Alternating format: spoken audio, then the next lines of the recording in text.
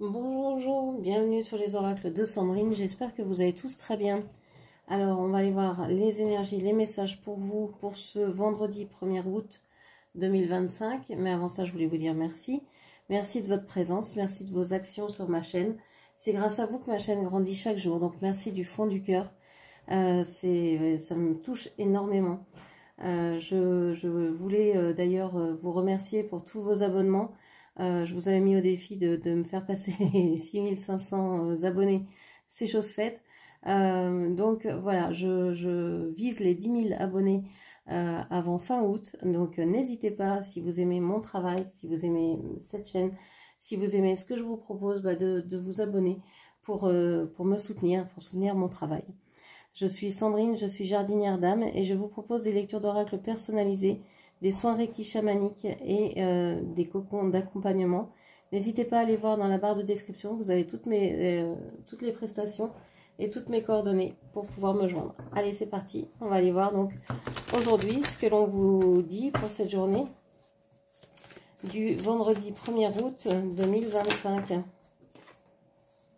Alors, le 9 de bâton.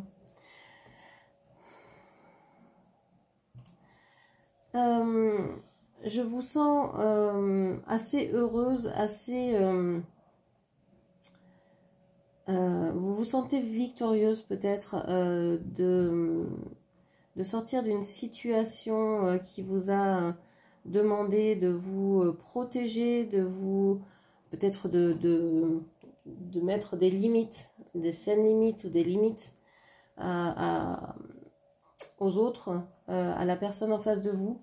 On vous sent meurtri, mais on vous sent fier d'avoir réussi à dépasser les épreuves que vous avez pu affronter. Oui, vous avez beaucoup souffert, mais avec le courage dont vous avez fait preuve, vous en êtes sorti. Donc il y a une histoire de courage, de protection, de joie et de se sentir quand même meurtri, blessé, mais d'être fier du parcours que vous avez effectué. Alors fier pas dans le sens où vous êtes fier des expériences que vous avez affrontées, mais parce que vous ne les avez pas forcément choisies, mais fier parce que vous êtes encore debout, quoi. On a la carte de la justice sur le côté est. Donc ici, on vous dit que vous essayez, vous commencez à vouloir rééquilibrer des relations qui ont été toxiques pour vous. En mettant justement ces limites, vous vous apercevez que vous êtes allé beaucoup trop loin que ce que vous auriez dû accepter, quelle que soit la situation, hein, que ce soit par rapport à quelqu'un, que ce soit dans votre état d'esprit, dans votre façon d'être, vous apercevez que vous êtes allé trop loin, vous avez laissé les choses déborder beaucoup de trop sans réagir, et maintenant vous reprenez, vous commencez à reprendre tout ça en main. Ok, et il peut y avoir une idée de dépendance ici. Est-ce que vous êtes dans une dépendance à quelque chose de néfaste pour vous, hein? Les dépendances ne sont pas toujours positives, hein, au contraire.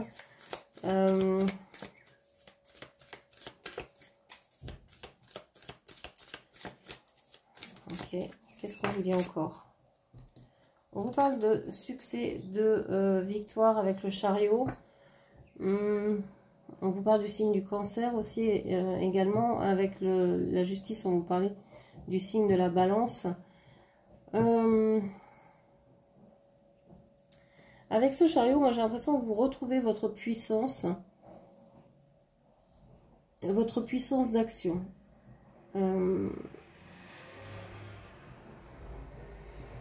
Vous êtes peut-être épuisé, fatigué, las de ce que vous avez traversé, las de voir que les personnes peuvent vous juger, même si vous avez tout donné et pour elles ça suffit peut-être pas encore.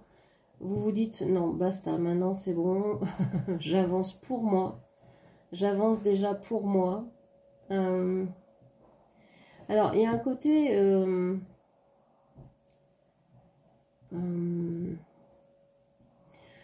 Je crois que vous avez toujours, ou depuis un sacré moment, cherché la stabilité. Vous ne l'avez pas trouvé là où vous avez été. Ce que vous avez essayé de faire, etc., n'a pas forcément fonctionné, ou pas comme vous le souhaitiez.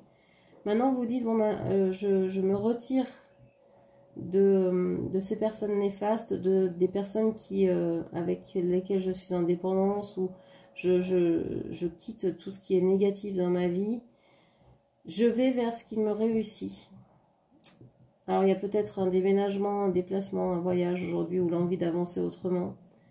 Et en tout cas, une reprise de pouvoir pour moi ici. Avec le signe du cancer ici et le chariot, je pense que vous avez été très famille. La famille vous a beaucoup marqué, peut-être d'une manière aussi assez négative finalement. Le cancer, il aime beaucoup sa famille, mais en même temps, la famille, c'est pas forcément des cellules d'évolution saine. C'est souvent là que se passent les drames familiaux. Les incestes, les viols, les attouchements, ce genre de choses. Les premières blessures, hein, c'est dans la cellule familiale qu'on les a. Pardon. Donc, vous vous dites qu'il y a peut-être, vous devez peut-être vous extraire de tout ça et vivre votre vie pleinement. Ok. On voit en tout cas que vous êtes quelqu'un qui avait envie de prendre le temps de construire, le temps d'aimer, le temps de voir les choses venir, ouais, vous êtes quelqu'un qui aimait prendre le temps. Même si vous accélérez un peu le mouvement en ce moment, on voit que vous aimez prendre le temps, vous aimez prendre soin des autres, vous aimez prendre soin de vous. Vous êtes quelqu'un de généreuse qui aimait donner. Alors, je parle comme si vous étiez une femme, vous adaptez mes propos, et qu'en face c'était un homme. Vous adaptez également mes propos en genre, en nombre. Donc, vous aimez donner.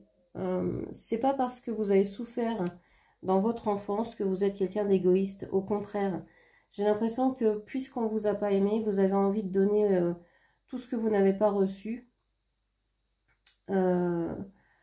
Pour dire, ben voilà, je ne vais pas continuer ce schéma que j'ai reçu moi, je vais faire autrement, je vais faire comme ce que moi j'aurais aimé recevoir et je vais donner énormément. Ok. Qu'est-ce qu'on vous dit encore?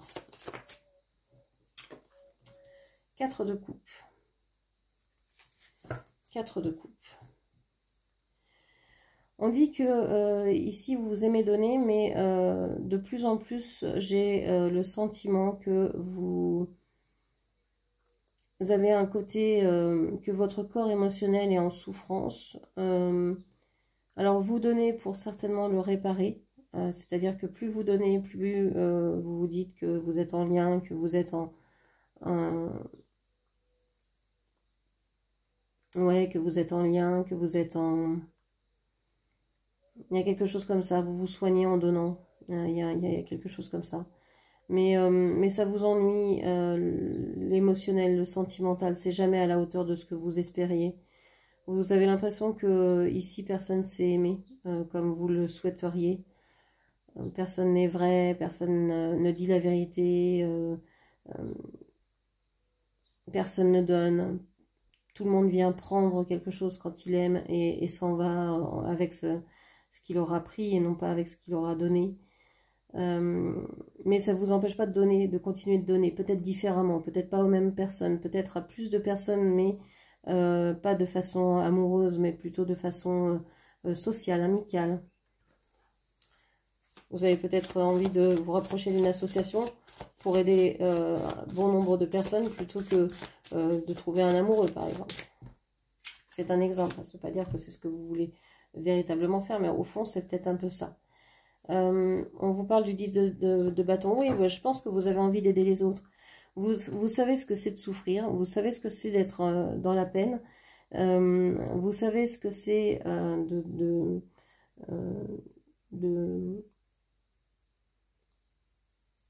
d'explorer ou de se confronter à des choses difficiles. Et vous avez envie d'aider les plus démunis, les moins armés que vous, on va dire, même si ce mot n'est pas véritablement celui idéal pour la situation, mais les moins bien lotis, on va dire. Ouais, envie d'aider tout le monde, vous prenez tous les tracas sur vos épaules, vous essayez de trouver des solutions pour tous. Ok.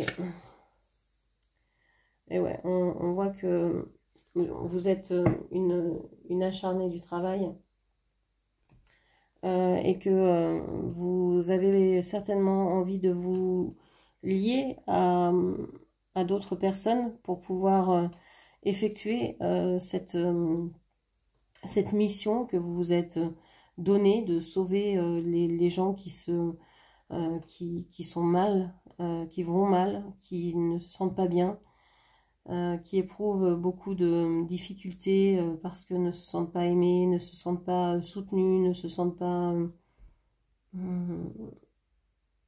compris, écoutés. Donc, vous essayez de trouver des partenaires pour pouvoir aider ces personnes-là. Ok. Donc, je pense qu'aujourd'hui, malgré les souffrances que vous avez pu traverser, malgré le fait que vous ne soyez pas forcément dans une stabilité à toute épreuve, vous vous dites c'est pas grave. Si je veux aider, vous avez un cœur énorme. Donc si vous voulez aider, ce qui est votre propre essence, c'est d'aider les autres, c'est de donner, c'est d'aimer. C'est ce qu'on vous demandera hein, quand on meurt hein, et qu'on arrive là-haut. Les premières questions qu'on vous pose, c'est comment as-tu aimé? Comment as-tu aimé sur Terre? Comment as-tu aimé? Et j'ai l'impression que vous êtes en train de vouloir, non pas avoir une réponse à donner à Saint-Pierre quand vous arrivez, mais dans cet esprit-là, de dire mais on ne peut pas vivre sans aider les autres. Qu'est-ce que c'est que cette façon d'être? Pour vous, c'est vraiment n'importe quoi. Donc, même si vous n'avez pas forcément de ressources ou même si vous êtes dans les difficultés, vous trouvez que non seulement c'est pas une arme, souvent on dit j'ai fait de ma faiblesse une arme, j'ai fait de ma faiblesse un outil, j'ai fait de ma faiblesse un étendard, etc. Et si vous en faisiez plutôt juste une connaissance de vous qui vous permet hein, de dire bon ben voilà j'ai été abîmée, j'ai été blessée, j'ai été comme tout le monde, hein, j'ai des failles. Et j'en fais pas une arme parce qu'une arme, ça veut dire qu'on rentre en guerre avec l'autre, avec les autres. Moi, j'ai été blessée, donc je dois être respectée, ceci, cela. On se définit par rapport à cette blessure, non, non. Mais d'en faire peut-être un outil. Oui, j'ai traversé des choses difficiles, mais du coup, je peux peut-être être plus dans la compassion de ce qui arrive aux autres, parce que je pensais pas que ça allait m'arriver, ce genre de choses, et puis bah, force est de constater que si. Donc, faire de cette faille plutôt un outil, de la matière, comme du compost.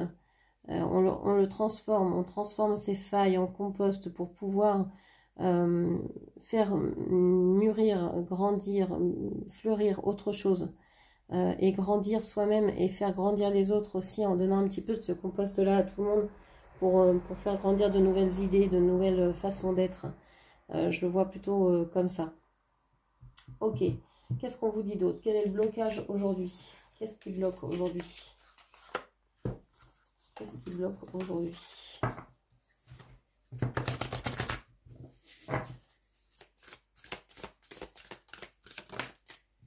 Alors, les réparer. Tu ne peux pas changer quelqu'un. Ils doivent vouloir changer eux-mêmes. Accepte-les ou laisse-les partir.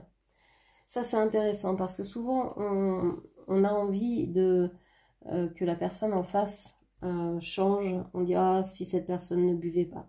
Si cette personne seulement n'avait pas de dépendance, si cette personne n'était pas comme ça, avait pas ce trait de caractère-là, n'était pas un taiseux, n'était pas, je sais pas, était plus, je sais pas, bricoleur, attentif, à l'écoute, était plus, j'en sais rien, ce serait mieux.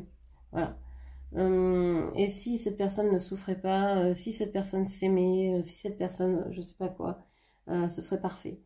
Donc, on veut apporter ce qui manque à cette personne. Mais en faisant ça, on rend cette personne dépendante de nous parce qu'on lui apporte d'abord ce que l'on croit qu'elle aurait besoin, ce qui n'est pas forcément le cas. Et donc, on la déresponsabilise en fait. C'est comme si on lui disait, t'es pas capable de te l'apporter, bah tiens, je vais te l'apporter comme une mère qui apporte la béquille à son bébé. Je vais t'en apporter, regarde. Allez, je t'en donne une cuillère, 2 cuillères, jusqu'à ce que tu aies mal au ventre, jusqu'à l'indigestion. Et puis donc, ça fait que rendre l'autre plus dépendant et plus mal, etc. On ne peut pas réparer les gens à leur insu. C'est vraiment à eux de se réparer eux-mêmes, dans le sens où, déjà, il faut qu'ils aient l'idée, l'envie de vouloir se réparer. S'ils ont l'envie et que vous avez aussi en face l'envie de les aider, ok, ça marche. Il n'y a aucun problème. Vous allez réussir à vous entendre et à grandir ensemble. Mais si la personne en face n'a pas envie de changer, se trouve bien dans son alcoolisme, dans sa dépendance, dans son repli sur soi, ben, là, vous ne pouvez rien faire. Et vouloir changer les gens, ça veut dire que vous ne les aimez pas tels qu'ils sont. Et donc que vous aimez une espèce de projection, une espèce d'idée que vous vous êtes fait que cette personne devrait être, une idée d'un idéal, mais un idéal, ça n'existe, enfin, c'est pas la personne que vous avez en face. C'est juste un film, c'est juste un cinéma là, que vous vous êtes fait et que vous vivez dans votre tête en imaginant que cette personne, avec ce visage, ce corps, s'il agissait autrement, bah, ce serait parfait. Ben oui, mais c'est pas, il est pas ça. C'est pas ça qu'il est. Donc peut-être que vous n'aimez en fait qu'une chimère, qu'une chose imaginée et irréelle. Donc vouloir réparer les gens, c'est bien s'ils sont ok pour ça, s'ils veulent avancer, s'ils sont prêts aussi. Parce qu'il y a des fois, certaines personnes veulent mais ne peuvent pas. C'est pas encore le moment. Il y a encore des choses à mûrir, à laisser sédimenter avant de pouvoir agir. Qu'est-ce que vous devez absolument entendre aujourd'hui? Quel est le message que vous devez entendre au niveau sentimental aujourd'hui? Peu importe votre situation sentimentale, hein, que vous soyez célibataire, en couple, peu importe. Je suis partie quand je t'ai vu avec quelqu'un d'autre. Il y a de la jalousie dans l'air. Alors, je ne sais pas si c'est vous qui avez envie de dire ça à l'autre, si c'est vous qui devez entendre ça. Il y a une personne qui est partie parce que elle a vu que vous étiez auprès de quelqu'un d'autre. C'est pas forcément quelqu'un, un amoureux, hein, ça peut être un ami qui prend trop de place, la famille qui est envahissante, un enfant qui ne laisse absolument pas de temps, ne vous laisse absolument pas de temps pour explorer autre chose, un autre lien avec quelqu'un d'autre.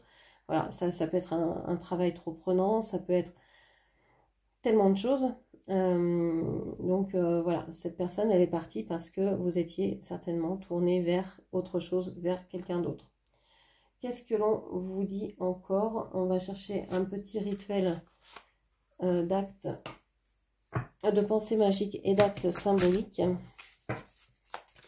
pour aujourd'hui, 1er août 2025. Qu'est-ce que l'on vous dit? L'affirmation pour la santé du cœur, pour une bonne santé émotionnelle, sentimentale. On vous dit ici hein, que vous avez besoin de vous affirmer, que vous avez besoin de vous exprimer. Alors, ici, l'acte symbolique, ça pourrait être, vous prenez 2 chaises, vous vous asseyez sur la première et vous mettez l'autre en face de vous, et vous imaginez que la personne à qui vous avez envie de dire quelque chose est assise sur la chaise en face de vous. Et vous pouvez lui dire tout ce que vous avez sur le cœur, en lui redonnant tout ce qu'elle vous a fait, tout ce qu'elle vous a dit, tout ce qu'elle ne vous a pas promis, tout ce qu'elle, etc., etc.